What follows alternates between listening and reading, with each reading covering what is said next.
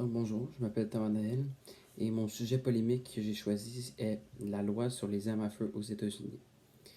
J'ai choisi ce sujet-là parce que c'est une loi qui est très compliquée en ce moment aux États-Unis, surtout avec tous les meurtres qui se passent soit dans les écoles ou dans les établissements publics, puis la peur que ça crée envers toute la population pour envoyer leurs jeunes à l'école. L'enjeu principal dans la polémique sur la loi des armes à feu aux États-Unis se suit souvent dans le concept des droits individuels. D'un côté, les gens trouvent que on devrait pouvoir acheter des armes à feu, car c'est notre droit individuel dans les États-Unis de pouvoir faire ce qu'on veut et de pouvoir acheter ce qu'on veut. Et de l'autre côté, les gens trouvent que les droits individuels vont trop loin, car ces droits-là ont été instaurés vraiment, il y a vraiment, vraiment longtemps. Dans le fond, en 1791, lors de la création de la Constitution américaine, le deuxième amendement a permis à n'importe qui dans les États-Unis de pouvoir acheter des armes pour les raisons de défense ou peu importe. Il y a eu des nouvelles lois en 1938 et en 1971, apparemment de la loi sur les armes à feu, mais ceux-ci n'ont pas changé nécessairement le, le droit de posséder les armes à feu. C'était plus pour dans quel état tu peux en posséder et puis à quel âge tu peux en acheter. Les arguments pour la loi sur les armes à feu sont souvent proposés par les républicains. L'argument principal des républicains concernant la loi sur les armes à feu est celui du Second Amendement. Donc, lors de la Constitution américaine, le Second Amendement permettait à tous les gens de pouvoir détenir des armes à feu. Et puis, selon les républicains, le droit qu'a le peuple de porter et de détenir des armes à feu ne devrait jamais être transgressé. De plus, les républicains parlent souvent des armes à feu comme un moyen de défense. Et selon eux, les armes à feu ne devraient pas être illégales aussi, car ils sont des armes qui gardent dans leur maison pour se défendre, eux et leur famille propre même. Leur troisième argument est aussi pour les armes à feu sont ceux de chasse. Ils n'aimeraient pas ça que les armes à feu soient illégales, bien sûr, car les républicains sont plus ils sont plus les gens qui pratiquent la chasse. Donc, si les armes à feu seraient illégales et puis la chasse ne pourrait être plus légale, donc ils essaient de comme, trouver un arrangement à ce que si les armes à feu soient illégales, si on pourrait au moins garder les armes qui sont utilisées lors de la chasse qui n'ont aucun rapport avec toutes les situations des meurtres présentement.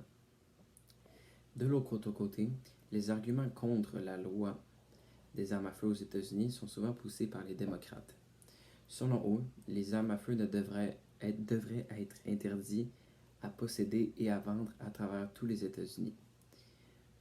Les États-Unis sont un des pays avec le plus haut ratio d'armes à feu possédées par 100 habitants à 120,5. À cause de ça, les démocrates blâment le haut taux d'incidents dans les écoles et le haut taux d'homicide annuel qui les deux sont en train d'augmenter extrêmement au fait que tout le monde puisse acheter et posséder des armes à feu. Donc selon eux, c'est vraiment une mauvaise chose parce que ça comme nuit au développement de la population américaine. Selon moi, la loi sur les armes à feu aux États-Unis devrait être abolie, mais sur certaines conditions.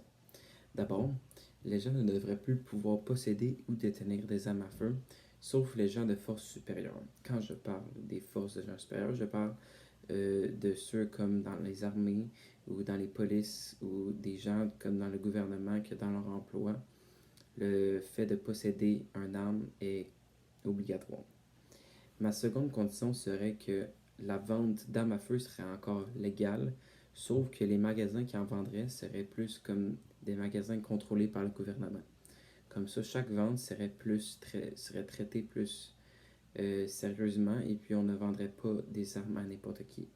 Comme par exemple, on pourrait encore faire la vente légale d'armes à ceux qui ont des permis de chasse et ceux qui peuvent prouver qu'ils vont utiliser les armes seulement pour la chasse, ou sinon pour les gens qui sont propriétaires de business comme des champs de pratique, ou que là, ils ont besoin d'armes pour faire continuer leur business. Donc ça, ce serait encore des achats légaux d'armes. Et puis je pense que ce serait une des plusieurs personnes qui pourraient en acheter, bien sûr, mais je pense que ce serait une meilleure tactique pour limiter toutes les horribles choses qui se passent à cause de la légalisation. Le fait de la hausse du taux d'incidents dans les écoles et puis la hausse du taux d'homicide est principalement la raison pourquoi j'ai décidé, pourquoi si c'était à moi, qu'on devrait abolir la loi sur les armes parce que c'est vraiment des choses qui sont horribles.